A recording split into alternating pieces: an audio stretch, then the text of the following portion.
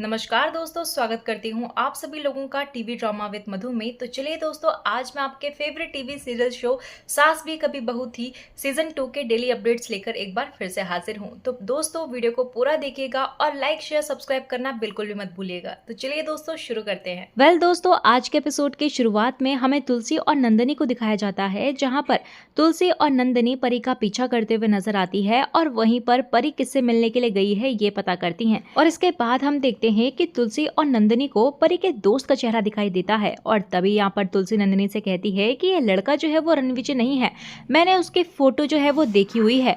इसके बाद यहाँ पर तुलसी जो है वो नंदिनी से कहने लगती है कि बेकार में ही इंदिरा बहन जो है वो शक कर रही थी। तभी यहाँ पर नंदिनी तुलसी से कहती है कि थैंक गॉड आपके सर से इतना बड़ा बोझ जो उतर गया है। तभी नंदिनी यहाँ पर तुलसी से कहती है कि अगर वह लड़का रणविजय नहीं है तो फिर ये कौन है। और तभी वहाँ पर तुलसी कहते हुए नजर आती है कि होगा कोई परी का दोस्त, बस इतना पक्का है कि ये लड़का जो है वो रणविजय नहीं है। इसके बाद यहाँ पर तुलसी जो है वो नंदिनी से कहती है कि हम लोगों को जल्दी ही घर वापस चले जाना चाहिए, क्योंकि अगर परी ने देख लिया ना हमें तो वो बहुत नाराज होगी। हम लोग उसका पीछा कर रहे हैं, ये बात अगर उसे पता चली तो। और तभी हमें यहाँ पर फ्लैशबैक में पता चलता है कि जब तुलसी और नंदिनी परी के पीछे आ रही थी तो परी ने दोनों को देख लिया था। और इसके बाद यहाँ पर परी कहती है कि नंदिनी भाभी और माँ जो है वो मेरा पीछा कर रही हैं, अगर इन दोनों ने मुझे रणविजय के साथ देख लिया तो मेरी पोल खुल जाएगी। और इसके बाद यहाँ पर परी जो है वो नई चाल चलती है और रणविजय को कॉल करके उसको सारी बात बताती है। तभी रणविजय कहता है कि तुम चिंता मत करो, मैं तुमसे मिलने नहीं आऊँगा, बल्कि मेरा दोस्त सुनील तुमसे मिलने के लिए आएगा। तो ये चाल चलती है परी तुलसी और नंदिनी को बेवकूफ बनाने के लिए। वहीं दूसरी तरफ हमें वृंदा को दिखाया जाता है, जहां पर वृंदा अंगद से आधे दिन की छुट्टी मांगती है। तभी अंगद वृंदा से कहता है कि तुम्हें हमारी कंपनी को ज्वाइन किए हुए अभी 3 दिन हुए हैं, 3 साल नहीं, और तुम्हें अभी से हाफ डे चाहिए। तभी वृंदा अंगद से कहती है कि मैंने आपको बताया तो था कि हमारे चोल में गणपति जी रखते हैं। इसके बाद यहाँ पर अंगद जो है वो वृंदा से कहता है कि क्या गणपति जी सिर्फ तुम्हारे चोल में आए हैं, वह मेरे घर में भी तो आए हैं, क्या तुमने मुझे कहते हुए सुना कि मुझे घर जाना है। अंगद यहाँ पर वृंदा से कहता है कि काम की बिल्कुल भी कदर नहीं है तुम्हें, काम में कंजूसी, और सैलरी महीने की 1 तारीख को चाहिए सबको।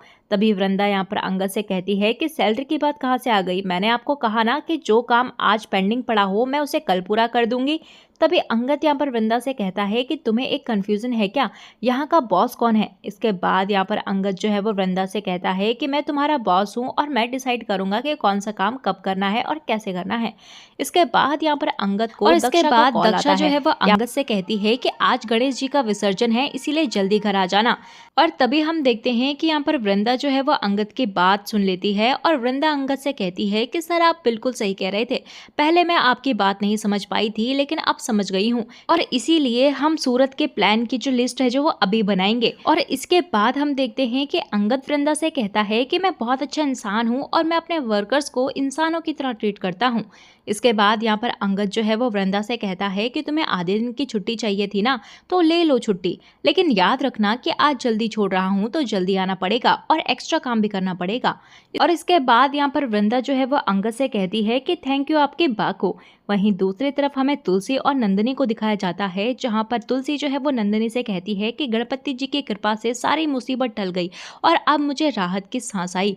और तभी यहाँ पर तुलसी जो है वो नंदिनी से कहती है कि अच्छा हुआ कि वो लड़का जो है वो रणविजय नहीं था, इंदिरा जी भी फालतू में परेशान हो रही हैं। और तभी वो कहने लगती है कि मिहिर ने कहा था कि जब गणपति जी जो है वो घर आएंगे तो सारे दुख जो है वो दूर हो जाएंगे, बस अब तेरा और करण का झगड़ा भी सुलझ जाए तब चैन आ जाएगा मुझे।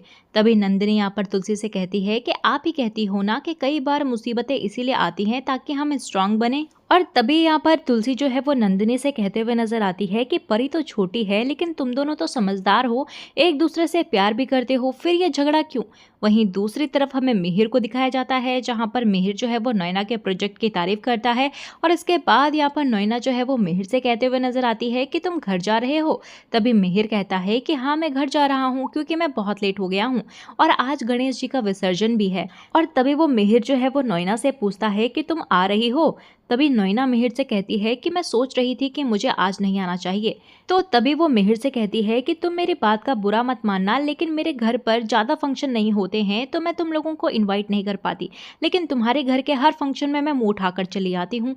तभी मिहिर नैना से पूछता है कि मैं तुम्हारा कौन हूँ। नैना कहती है कि तुम मेरे दोस्त हो।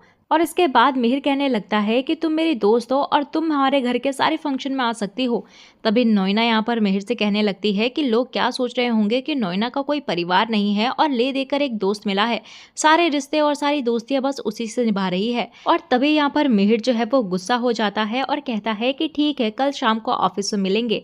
इसके बाद यहाँ पर नोइना जो है वो मिहिर के घर विसर्जन में आने के लिए मान जाती है। और तभी यहाँ पर मिहिर जो है वो नोइना से कहता है कि आज मेरा फ्रेंड भी आ रहा है। इसके बाद मिहिर जो है वो नोइना से कहने लगता है कि मुझे तुम पर गर्व है। मिहिर यहाँ पर नोइना से कहने लगता है कि उस दिन तुमने जो प्रेजेंटेशन दिया था ना, उसकी वजह से सारे इन्वेस्टर हमारी तरफ आ गए हैं, तुमने बहुत अच्छा काम किया। तभी नोइना कहती है कि ऐसा भी कोई बड़ा तीर नहीं मारा। और तभी यहाँ पर हम नोइना को देखते हैं, जहाँ पर नोइना जो है वो बताती है मिहिर को कि सब लोग कहते हैं कि शादी कर लेनी चाहिए, तो मैंने भी शादी कर ली, लेकिन मेरा पति जो है वो हमेशा नशे में रहता था। तो नोइना यहाँ पर मिहिर से कहती है कि मेरे पति को मुझसे ये नाराज़गी थी कि मैं उसे उतना प्यार नहीं दे पाई जितनी मेरे पति को मुझसे अपेक्षाएं थी, और फिर शादी में क्या रह जाता, जबरदस्ती और गुस्सा। इसके बाद नोना यहाँ पर भावुक हो जाती है और मिहिर से कहती है कि जब मेरा पति नहीं रहा तो मैं अकेली रह गई। और तभी वो कहती है कि मेरे पति के जाने के बाद भी अकेलापन था और आज भी मेरी जिंदगी में अकेलापन है। तो इसके बाद यहाँ पर मिहिर जो है वो नोइना को संभालता है, उसे पानी पिलाता है। और तभी यहाँ पर नोइना जो है वो इमोशनल हो जाती है और मिहिर के गले लग जाती है। इसके बाद यहाँ पर मिहिर जो है वो नोइना को संभालता है। तभी मिहिर को तुलसी का फोन आने लगता है। नोइना यहाँ पर तुलसी का नाम सुनकर चौंक जाती है और तुरंत मिहिर से दूर हो जाती है। और तभी यहाँ पर मिहिर जो है वो फोन उठाता है और तुलसी से कहता है कि मैं बस ऑफिस से घर के लिए निकल ही रहा हूँ। मिहिर यहाँ पर नोइना से पूछता है कि तुम ठीक हो ना। नोइना यहाँ पर मिहिर से कहती है कि हाँ मैं ठीक हूँ, तुम घर के लिए निकलो, लेट हो गया है। इसके बाद यहाँ पर नोइना जो है वो सोचती है कि मैं ये क्या कर रही थी। वहीं दूसरी तरफ यहाँ पर तुलसी जो है वो गणपति जी का धन्यवाद करती है और कहती है कि आपने मुझे परी की चिंता से मुक्त कर दिया, लेकिन मुझे अब चिंता है तो करण और नंदिनी की, उनके भी सारे दुख जो है वो दूर कर दीजिए। तभी नंदिनी यहाँ पर तुलसी के पास आती है और कहती है कि मुझे आपको खुश देखकर अच्छा लग रहा है। वहीं नंदिनी तुलसी से कहती है कि आप परी को लेकर बहुत टेंशन में थी। तभी तुलसी यहाँ पर नंदिनी से कहने लगती है कि मुझे पूरी तरह से शांति तब मिलेगी जब तुम्हारा और करण का झगड़ा सुलझ जाएगा। इसके बाद यहाँ पर नंदिनी जो है वो तुलसी से कहती है कि विसर्जन में भी अभी टाइम है, तो हम लोग चाट खाने के लिए चलें। और तभी दोनों के दोनों चाट खाने के लिए चली जाती है। और वहीं दूसरी तरफ गायत्री और परी जो है वो नोइना की तारीफ करती है। और तभी हमें गायत्री को दिखाया जाता है, जहां पर गायत्री कहते हुए नजर आती है कि नोइना को मिहिर दिख गया तो वो यहाँ कैसे रह सकती है। चुंबक की तरह खींचकर तुरंत पहुंच गई मिहिर के पास। इसके बाद हमें यहाँ पर मिहिर को दिखाया जाता है, जहां पर वो तुलसी से कहता है कि मैंने विक्रम को बुलाया है। तो तुलसी कहती है कि इसी बहाने विक्रम भी गणपति जी के दर्शन कर लेगा। तो तभी वहाँ पर मिहिर कहने लगता है कि मैंने उसे शादी के मकसद से बुलाया है। तभी तुलसी कहती है कि शादी के लिए? किसकी शादी के लिए? इसके बाद यहाँ पर मिहिर तुलसी से कहता है कि विक्रम जो है वो दिखने में भी अच्छा है और अच्छा खासा कमाता भी है, बस उसका तलाक हो चुका है लेकिन शादी के लायक है। तुलसी यहाँ पर मिहिर से कहती है कि घर में सभी बेटियों की शादी हो चुकी है, तो किसकी बात कर रहे हो आप? तभी मिहिर कहता है कि मैं नोइना की बात कर रहा हूँ। तुलसी यहाँ पर मिहिर से कहती है कि तुमने नोइना से एक बार भी पूछा?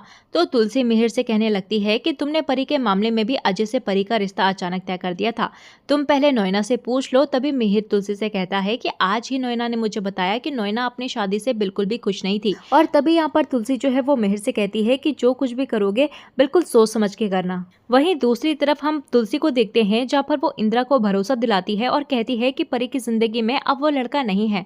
तो इंदिरा भी कहती है कि मुझे आप पर भरोसा है, आप परी की माँ है और आप जो भी कह रही होगी वो सही कह रही होगी। तो इसी के साथ दोस्तों एपिसोड जो है वो खत्म हो जाता है। तो दोस्तों आपको क्या लगता है कि क्या विक्रम जो है वो सच में नोइना के लिए मान जाएगा? आप हमें कमेंट सेक्शन में जरूर बताइएगा। तो चलिए दोस्तों, मिलते हैं आपको नए एपिसोड में नए अपडेट के साथ। तब तक के लिए नमस्कार। वीडियो पसंद आई हो तो वीडियो को लाइक शेयर सब्सक्राइब जरूर कीजिएगा।